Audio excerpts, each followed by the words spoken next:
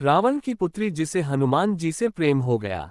रामकीन और रामकेर रामायण के मुताबिक रावण के 3 पत्नियों से 7 बेटे थे। इनमें पहली पत्नी मंदोदरी से 2 बेटे मेघनाद और अक्षय कुमार थे। वहीं दूसरी पत्नी धन्यमालिनी से अतिकाय और त्रिशिरा नाम के 2 बेटे थे।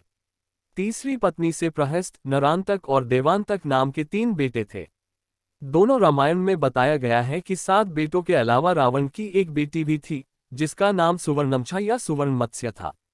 कहा जाता है कि सुवर्ण मत्स्य देखने में बहुत सुंदर थी। उसे स्वर्ण जलपरी भी कहा जाता है। एक अन्य रामायण, अद्भुत रामायण, में श्रीराम की पत्नी देवी सीता को भी रावण की बेटी बताया गया है। अद्भुत रामायण के अनुसार अपनी पुत्री पर ही बुरी दृष्टि डालने के कारण रावण का अंत हुआ। दशानन रावण की बेटी सुवर्ण मत्स्य का शरीर सोने की तरह दमकता था, इसीलिए उनको सुवर्णमछा भी कहा जाता है। इसका शाब्दिक अर्थ होता है सोने की मछली।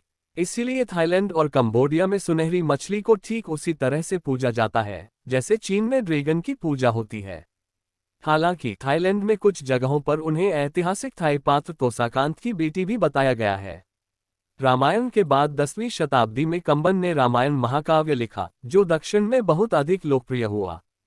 हालांकि ये स्पष्ट है कि दुनिया भर में लिखी गई सभी रामायण महर्षि वाल्मीकि की रचना से ही प्रेरित रही हैं, क्योंकि सभी रामायण में ना राम बदले, ना स्थान और न ही उनके उद्देश्य में कोई परिवर्तन हुआ। वाल्मीकि रामायण के थाई और कंबोडियाई संस्करणों के मुताबिक श्रीराम ने लंका पर विजय अभियान के दौरान समुद्र पार करने के लिए नल और नील को सेतु बनाने का काम सौंपा। श्रीराम के आदेश पर जब नल और नील लंका तक समुद्र पर सेतु बना रहे तो रावण ने अपनी बेटी सुवर्ण मत्स्य को ही ये योजना नाकाम करने का काम सौंपा था।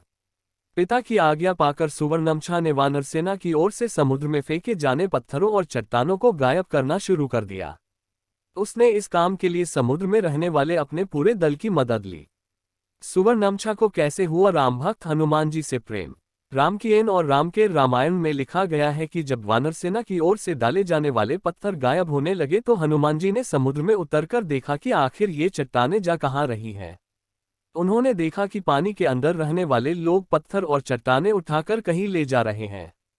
उन्होंने उनका पीछा किया तो देखा कि एक मत्स्य कन्या उनको इस कार्य के लिए निर्देश दे रही है। कथा में कहा गया है कि सुवर्णमछा ने जैसे ही हनुमान जी को देखा, उनसे प्रेम हो गया।